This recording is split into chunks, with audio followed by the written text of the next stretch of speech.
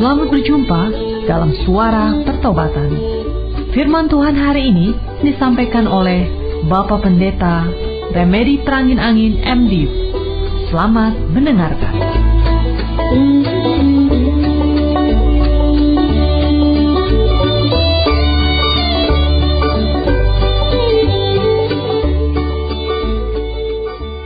Kami bersyukur pada hari ini, oleh karena Engkau sudah mempersatukan kami kembali Tuhan Yesus dalam persekutuan lewat udara.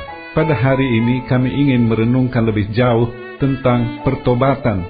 Kami sudah merenungkan secara berulang-ulang. Sekali ini kami ingin merangkum dan memperdalam beberapa bagian di antaranya. Berbicaralah Engkau karena kami sudah siap mendengarkan. Hamba sangat percaya kehadiran Roh-Mu dalam ruangan kami membuat si iblis tidak berdaya untuk mengganggu konsentrasi kami, sehingga kami semua bisa menikmati firman-Mu dan mendapatkan berkat daripadanya. Terpujilah nama-Mu dari kekal sampai kekal. Haleluya. Amin. Shalom saudara, senang sekali bertemu dengan Anda di udara. Saya harap Anda dalam keadaan sukacita, damai dan sejahtera. Dimanapun sekarang saudara berada, barangkali sedang berkendara dalam mobil, dalam angkutan kota, di rumah sakit, sedang santai di rumah, atau di mana saja. Adalah satu anugerah Tuhan yang besar apabila kita masih punya waktu mendengarkan firman Tuhan. Dikatakan oleh Paulus, masa sekarang adalah masa yang jahat, di mana kita sering dipaksa oleh keadaan begitu sibuk tentang perkara dalam kehidupan, seolah-olah kita tidak memiliki kemampuan mengatur diri kita untuk meluangkan waktu. Ya, saya percaya waktu adalah juga anugerah dari Tuhan. Hanya oleh karena anugerah Tuhan saja kita masih punya waktu mendengarkan firman-Nya. Hari ini saya ingin berbicara lebih jauh tentang pertobatan. Dalam kitab-kitab Perjanjian Baru, dalam bahasa Yunani, kata pertobatan sering ditemukan dalam kata metanoia. Metanoia secara harfiah berarti perubahan pikiran. Apakah yang dimaksud dengan perubahan pikiran? Setiap orang yang belum bertobat, buta akan Injil yang menyelamatkan karena ia belum pernah mendengarnya atau karena ia belum memahaminya. Mereka tidak tahu betapa Tuhan membenci dosa. Tidak tahu betapa Yesus telah menebus kita dari kebinasaan. Tidak tahu Yesus menawarkan kepada kita semuanya pengampunan melalui kematiannya di kayu salib. Orang-orang yang percaya akan masuk surga dan orang yang tidak percaya akan masuk neraka.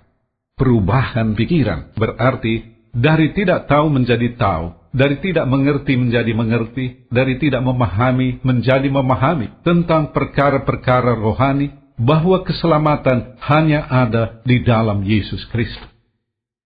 Pertobatan adalah juga perubahan hati. Orang yang bertobat menyenangi perkara rohani.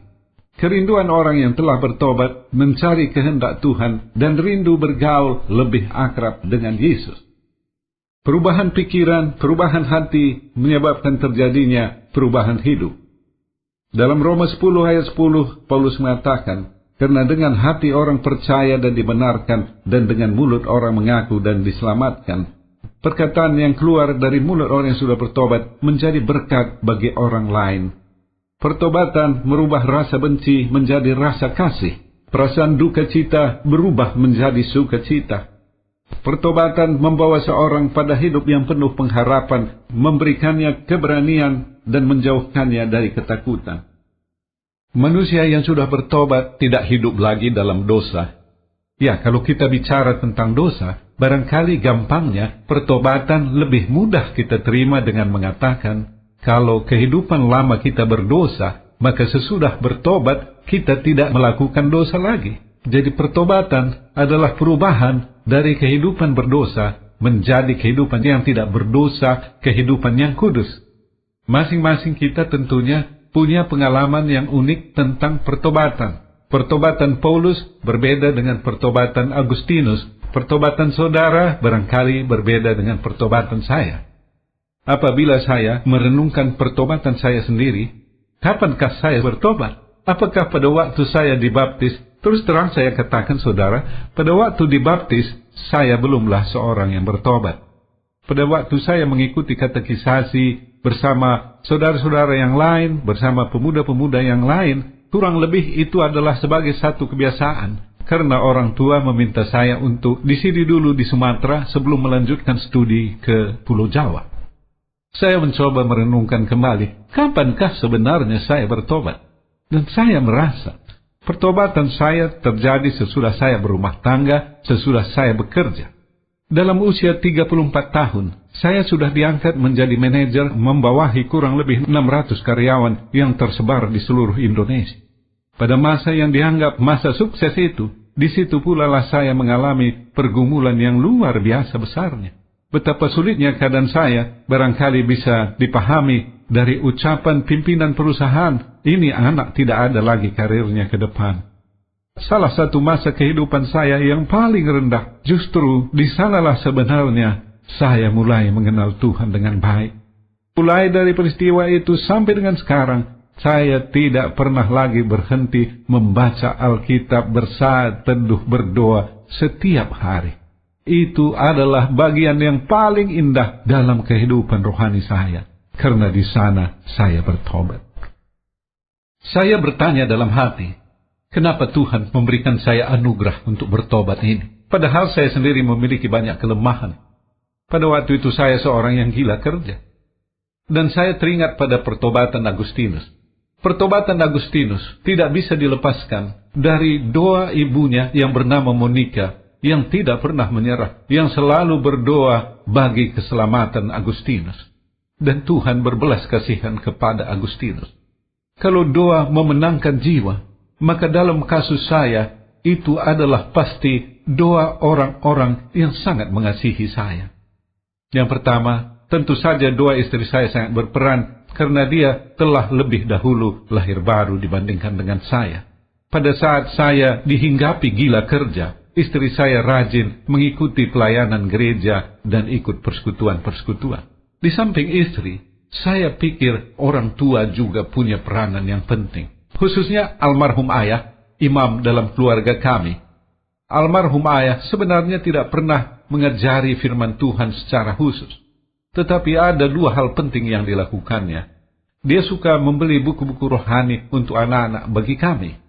Misalnya, pada waktu saya masih kecil, saya sudah membaca cerita rohani bergambar yang berjudul Perjalanan Seorang Musafir karya John Bunyan yang terkenal itu.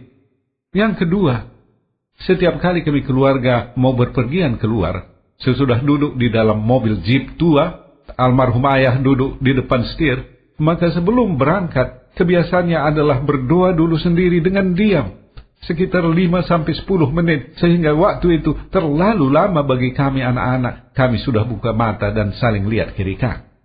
Saya yakin ia mendoakan kami, baik keadaan rohani maupun jasmani kami.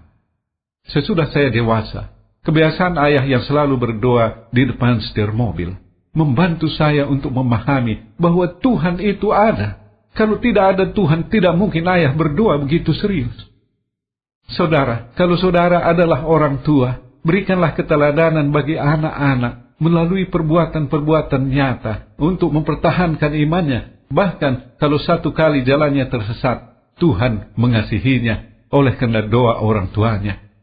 Saudara, apabila saudara adalah anak seorang pendeta, hamba Tuhan, atau anak seorang jemaat biasa seperti almarhum ayah saya percaya saudara sudah bertobat oleh karena Tuhan mendengarkan doa orang tua kita. Tetapi apabila belum, saya percaya Tuhan akan memberikan anugerah pertobatan, anugerah keselamatan itu pada waktu yang tidak lama lagi. Ada amin saudara? Puji Tuhan, puji Tuhan. Saudara, mari kita lebih jauh merenungkan tentang pertobatan.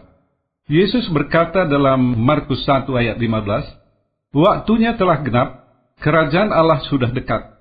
Bertobatlah dan percayalah kepada Injil. Pertobatan adalah berita Injil yang tidak bisa dilepaskan dari hidup kekristenan. Pertobatan kunci memasuki kerajaan Allah. Tema pertobatan memang tidak menarik untuk disampaikan karena sering membuat jemaat atau pendengarnya tersinggung. Mimbar-mimbar Kristen semakin jarang menyampaikannya. Hal ini memang sesuai dengan nubuatan akhir zaman dalam 2 Timotius 4 ayat 3 demikian. Karena akan datang waktunya, orang tidak dapat lagi menerima ajaran sehat, tetapi mereka akan mengumpulkan guru-guru menurut kehendaknya untuk memuaskan keinginan telinganya. Khotbah pertobatan semakin jarang didengar karena tidak menyenangkan telinga, tetapi bisa jadi menegur keras hidup seseorang. Resiko pengkhotbah pertobatan mulai dari tidak populer, kehilangan amplop, bahkan kehilangan nyawanya. Pengkhotbah besar pertobatan, Nabi Yohanes, kehilangan kepalanya karena ia menelanjangi dosa-dosa Raja Herodes dan istrinya. Saudara yang dikasihi Yesus Kristus, pertobatan membawa kita kepada dimensi baru kehidupan. Kehidupan sebagai pengikut Kristus. Bicara tentang pengikut, saya teringat pada Jenderal Napoleon dari Prancis. Jenderal yang terkenal ini bisa memotivasi prajurit-prajuritnya untuk setia kepadanya. Ia berkata, saya tidak bisa menjanjikan kehidupan yang baik untuk saudara, karena barangkali kita akan mengalami kekurangan makan. Saya tidak bisa menjanjikan kenyamanan kepada saudara, barangkali kita menghadapi cuaca yang buruk. Tetapi yang saya katakan adalah, saudara mengikuti seorang jenderal yang tidak pernah terkalah. Dengan kata-kata seperti itu, prajurit-prajurit rela menderita, rela berkorban untuk jenderal itu, karena mereka berkeyakinan mereka ada di pihak pemenang. Tetapi dalam kenyataannya, ia juga mengalami kekalahan, dan ia menjadi seorang buangan. Mengikuti Yesus ada bedanya. Kita mengikuti seorang yang lebih dari seorang jenderal, lebih dari seorang raja, karena ia adalah Tuhan. Bersama Yesus kita ada di pihak pemenang, saudara. Ada amin, saudara? Menjadi murid Kristus bukannya tanpa risiko. Yesus berkata dalam Lukas 9 ayat 23, setiap orang yang mau mengikut aku, ia harus menyangkal dirinya, memikul salibnya setiap hari, dan mengikut aku. Betul, saudara, keselamatan itu adalah sebuah anugerah yang kita peroleh dengan cuma-cuma. Tetapi untuk menjadi murid Kristus, ada harga yang harus dibayar. Karena kita harus sangkal diri dan pikul salib setiap hari.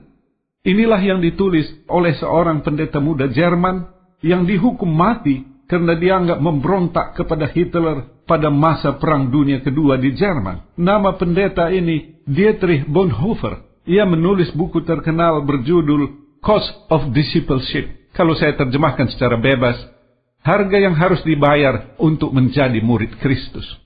Dalam buku itu ia menulis, anugerah yang murah adalah seruan tentang pengampunan tanpa pertobatan, baptisan tanpa disiplin gereja, perjamuan kudus tanpa iman, dan pengampunan tanpa pengakuan bersalah.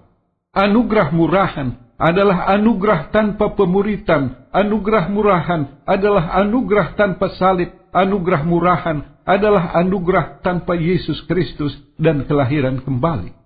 Sebaliknya, anugerah yang mahal adalah harta yang tersembunyi di padang, sehingga orang rela menjual semua miliknya untuk memilikinya.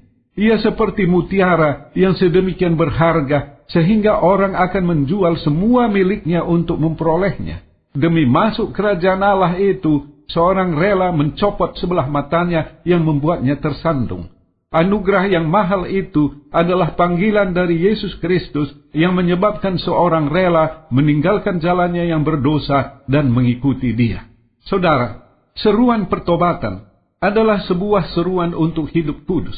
Manusia-manusia pertama, Adam dan Hawa, jatuh ke dalam dosa oleh karena hanya, dalam tanda kutip, hanya karena makan satu buah larangan. Tetapi melanggar perintah Tuhan adalah dosa. Persyaratan masuk surga tidak berubah karena Allah tidak berubah. Adalah keliru bila kita anggap sesudah terima Yesus, kita tetap masuk surga walau berdosa. Tidak, orang berdosa tidak akan masuk ke dalam surga. Dulu, sekarang, dan masa yang akan datang. Memang harus diakui, bertobat atau hidup kudus bukanlah hal yang gampang. Itu sebabnya malaikat-malaikat di sorga akan bersuka cita walau hanya seorang yang bertobat. Yesus berkata dalam Lukas pasal 15 ayat 7, demikian juga akan ada sukacita pada malaikat-malaikat Allah karena satu orang berdosa yang bertobat.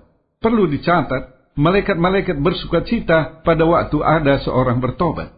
Hal ini tidak berarti malaikat pasti bersukacita pada waktu ada acara baptisan. Apabila baptisan hanya sebuah acara liturgis tanpa adanya pertobatan dari orang-orang yang dibaptis, tidak ada sukacita di sorga. Hal ini terjadi pada zaman dulu di Indonesia. Pada satu waktu pernah terjadi baptisan massal. Mereka yang dibaptis ingin mendapatkan status sebagai orang yang beragama Kristen dengan alasan tertentu.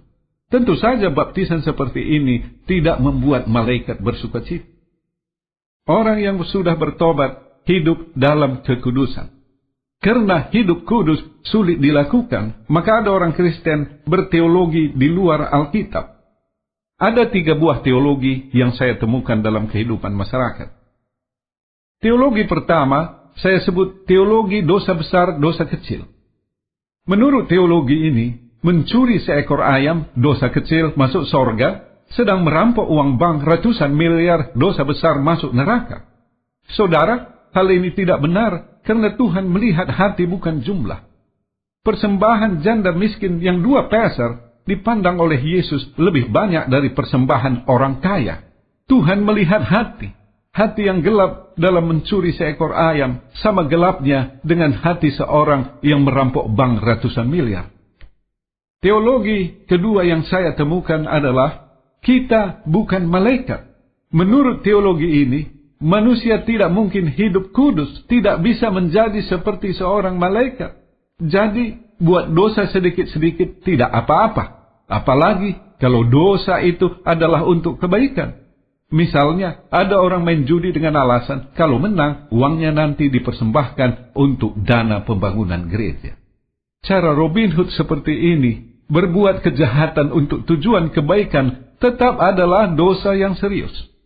Teologi ketiga adalah yang saya sebut sebagai teologi persentase. Menurut teologi ini, hidup kudus 100% tidak mungkin. Ibarat ujian, nilai 100 tidak dapat dicapai, dapat 80 sudah oke, sudah lulus ujian. Kalau kita pakai teologi seperti ini, Adam dan Hawa tidak perlu diusir Tuhan keluar dari Taman Eden. Karena sekali lagi hanya mengambil satu buah yang dilarang oleh Tuhan. Tetapi, dalam kehidupan rohani, tidak ada batas abu-abu dari hidup benar dan hidup berdosa. Kalau orang itu berdosa, maka ia bukan orang benar. Dan sebaliknya orang yang benar bukanlah orang yang berdosa. Jadi hidup kudus bukan 98 atau 99%, tetapi harus 100%. Di sini timbul pertanyaan, apakah mungkin orang hidup tanpa dosa? Mungkin. Kita bisa hidup kudus tidak berbuat dosa lagi. Bukan oleh karena kekuatan kita, tetapi oleh karena kekuatan Tuhan. Oleh karena Roh Kudus tinggal di dalam hati kita. Pada waktu kita berbuat dosa, Roh Kudus mengingatkannya. Dan pada saat itu juga kita memohon ampun. Maka kita akan diampuni berdasarkan 1 Yohanes 1 ayat 9. Jika kita mengaku dosa kita, maka Ia adalah setia dan adil, sehingga Ia akan mengampuni segala dosa kita dan menyucikan kita dari segala kejahatan.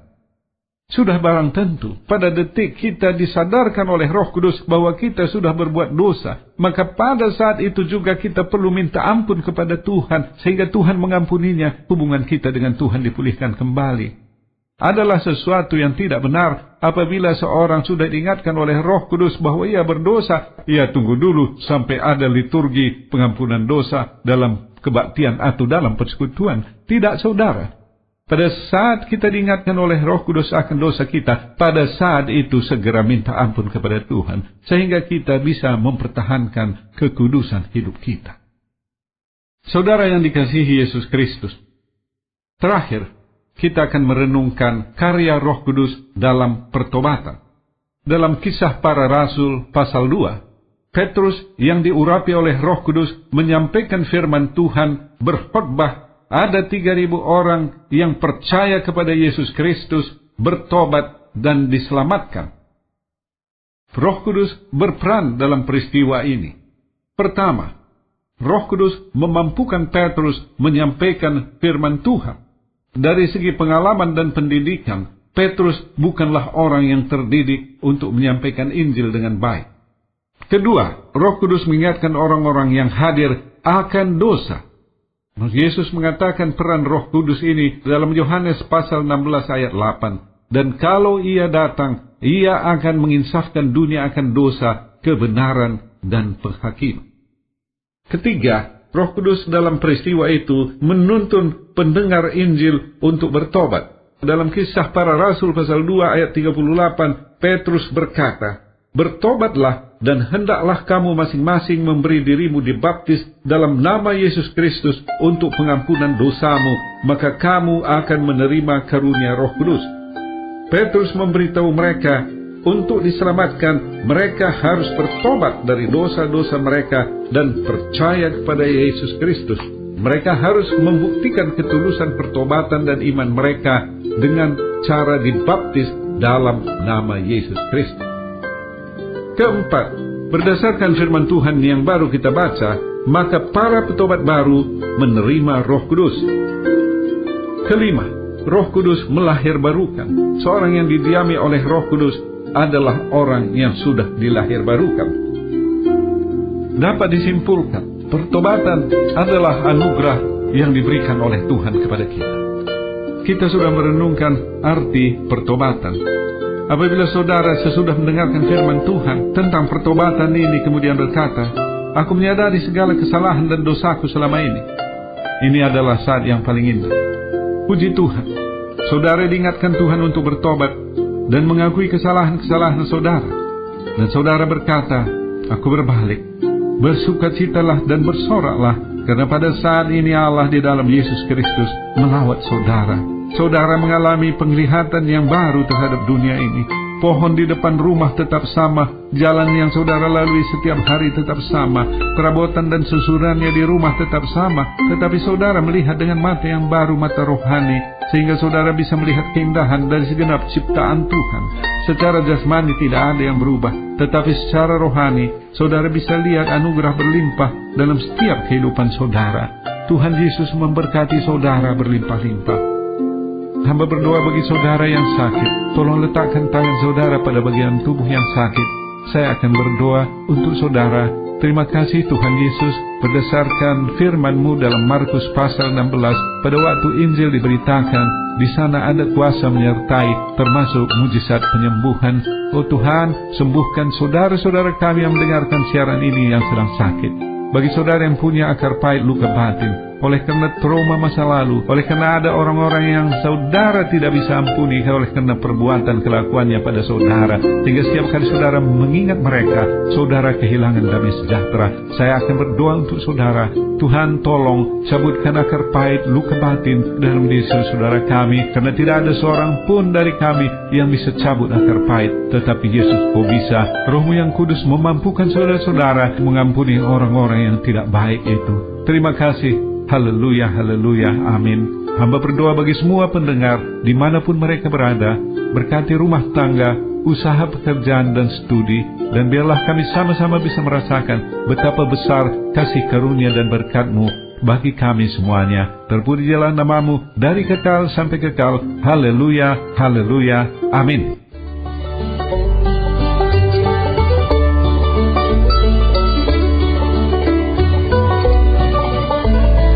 Kita sudah mendengarkan firman Tuhan yang disampaikan oleh Bapak Pendeta Remedi Prangin Angin MD. Pendengar dapat mengirimkan pokok-pokok doa kepada Suara Pertobatan, alamat email suarapertobatan@gmail.com, suarapertobatan@gmail.com, SMS atau telepon di pesawat 021 7005 8400, 021 7005 8400. Sampai jumpa pekan depan pada hari dan jam yang sama. Tuhan Yesus memberkati.